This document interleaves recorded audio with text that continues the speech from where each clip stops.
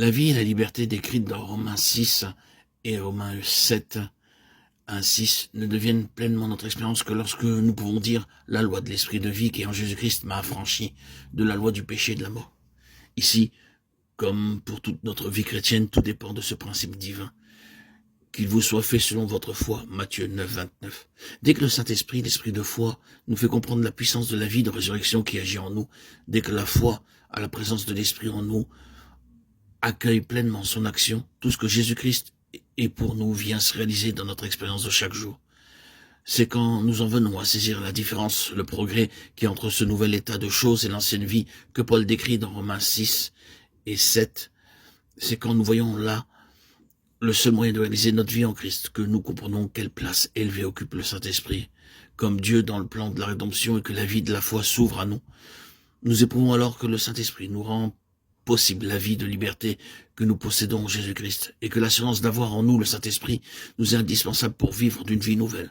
Romains 6, 4. Nous réalisons en outre que le Saint-Esprit est inséparable de la personne et de la présence de Jésus-Christ, notre Seigneur.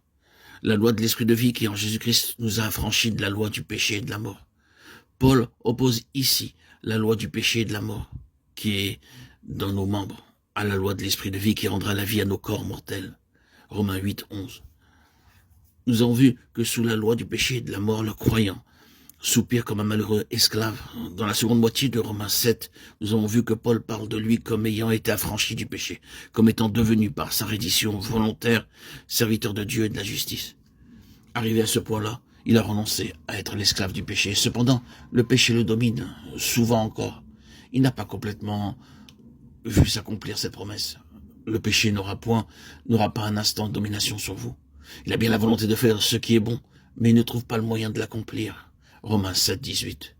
Et au milieu de tous ces vains efforts pour accomplir la loi, son incapacité s'écrit « Misérable que je suis, qui me délivrera de ce corps de mort ?» Et voici ce que répond la foi qui saisit en Christ l'affranchissement. Je rends grâce à Dieu par Jésus-Christ notre Seigneur. Romains 7, 25. Oui, il y a un affranchissement de la loi, de la domination du péché et de la mort qui est dans les membres. Et cet affranchissement est une loi nouvelle, une foi supérieure, une puissance effective. Lorsque le croyant est amené à reconnaître le légalisme invétéré de son ancienne nature, en même temps que son absolue incapacité, il en vient aussi à comprendre, comme jamais il n'avait fait, ce qui nous est dit du Saint-Esprit et de la vertu puissante avec laquelle il délivre du péché et de la mort.